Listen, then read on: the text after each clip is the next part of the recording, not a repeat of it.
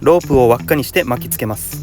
長い方の紐でさらに輪を作り、短い方の紐を通します。太いロープでも結べて引っ張るとほどけます。木の枝をまとめるときに便利なロープ結びを紹介します。まず2つの輪っかを作り合わせます。そこへロープの端っこをクロスさせるように差し込むと完成です。引っ張ると木の枝を締め付けることができます。サバイバルや災害時に片手が塞がっている時でも結べる片手結びを紹介します。長い方の紐を引くと締め付けることができるのに、短い方を引っ張ると簡単にほどくことができます。万が一のために覚えてください。片手で結べる救助のためのロープ結びです。一度結んだら簡単にはほどけない、人の体を持ち上げることができるぐらい頑丈な結び目です。荷物も片手で結ぶことができます。親指を使ってできた輪っかの中にロープを通します。指の使い方が難しいですが、動画を保存して練習してみてください。片手で結ぶことができるのに、引っ張ると荷物を締め付けて便利な結び方です。右手で輪っかを作り、もう片方のロープの上に置いて左手で巻きつけていきます。 2,3 回巻きつけたら下の輪っかをひねり、その中から反対側のロープを抜いて引っ掛けます。引っ張るとどんどん荷物を締め付けることができます。まだ終わりではありません。ロープを掴んで手首をひねり、2回引っ掛けたらがっちり固定できます。トラックの荷物結びに使えます。洗濯物を干せるほどピンと張ったロープを結びたいですか？二重にしたロープを巻きつけ、その輪っかの中から長い方のロープを引き抜きます。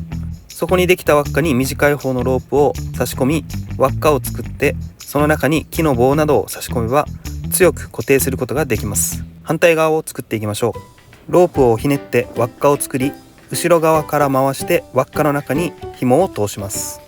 広げてみるとこのような形になっていれば正解です。そして垂れているロープの端っこを結びつけたい反対側の棒に巻きつけます。巻きつけたら端っこの輪っかに通して引っ張るとロープをピンと張ることができます。ピンと張ったロープをひねり、輪っかを作り、上から通して輪っかの中に差し込みます。そうすると小さな輪っかができて、ハンガーなどを引っ掛けるフックができます。このフックにハンガーを通すと滑らずに洗濯物が重なる問題を解決できます。使わなくなったロープはすぐに外せます。次はパンツや靴下など小さいものを干したい時に使える洗濯ロープのアイデアをご紹介します。半分に折りたたんだロープを片方の柱に取り付けます。二重にしたロープをくるくるひねり、これを1本のロープとして使います。反対側の柱にしっかり巻きつければ洗濯バサミのいらないロープの完成です。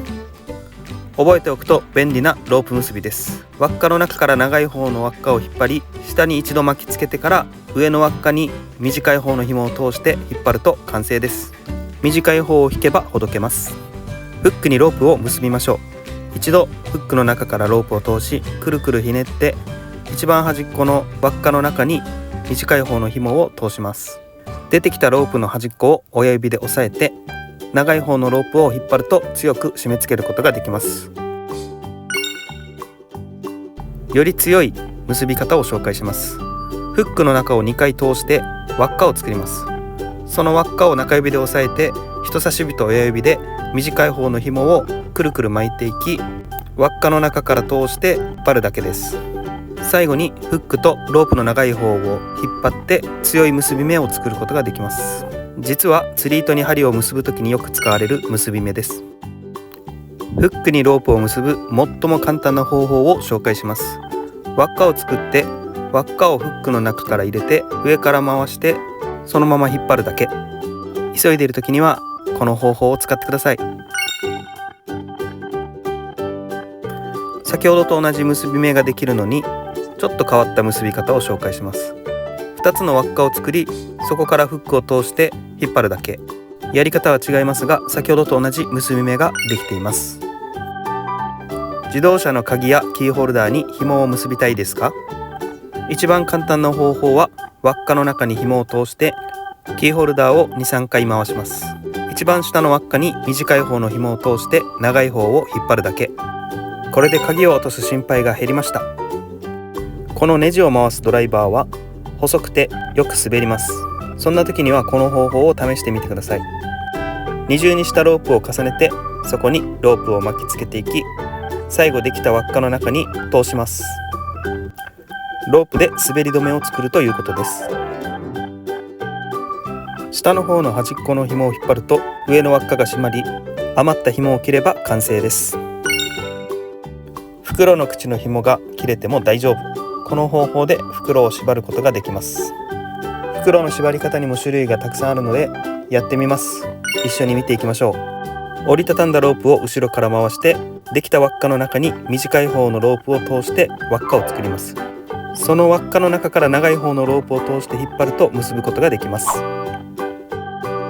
穴の開いてないシートの角にはロープを一周巻きつけて、シートの角を折りたたみます。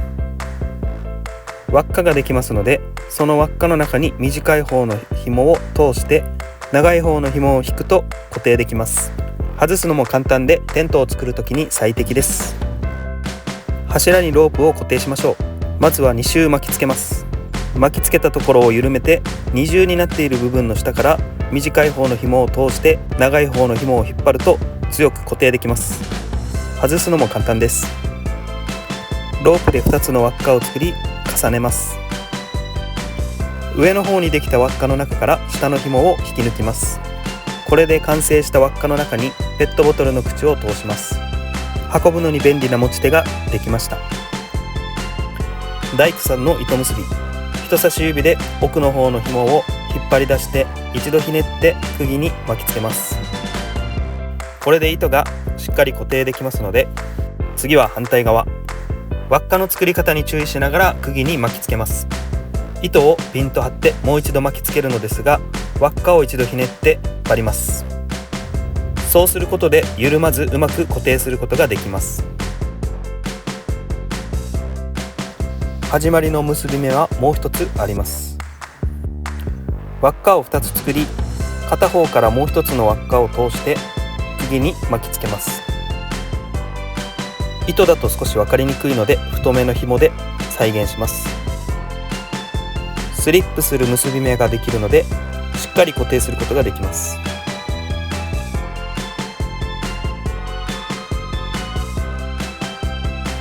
あなたの家にある物干しロープにロープを巻きつけてみてください。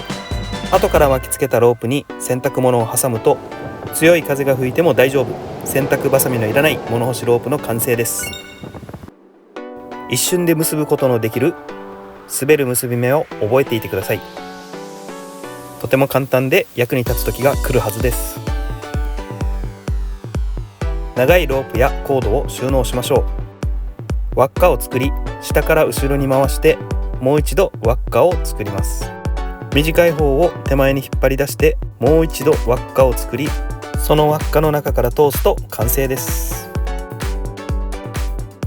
太いロープをカットすると先端がほぐれますよね。そのまま使うといずれバラバラになっちゃいますので、ライターで先端を炙りテープを巻きつけていきます。もうこれでバラバラになる心配はありません。ロープの長さが足りないとき、2つのロープをつなげましょう。親指を使ってできた輪っかの中にもう片方の紐を通して引っ張るだけで完成です。ロープの接合部の結び目の強度が心配ですか？この方法を試してみてください。一度結んだら簡単に外れることはありません。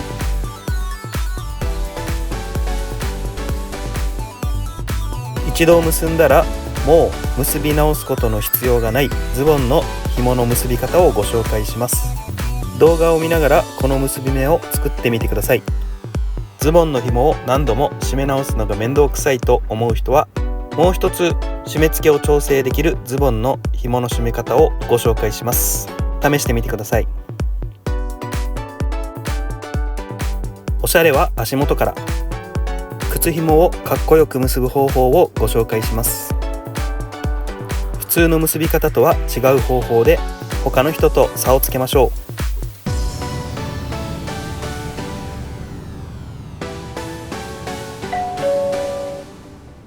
いかがでしたか？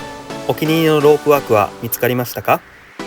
この動画が良かったなと思えたら高評価とチャンネル登録も忘れずにお願いします。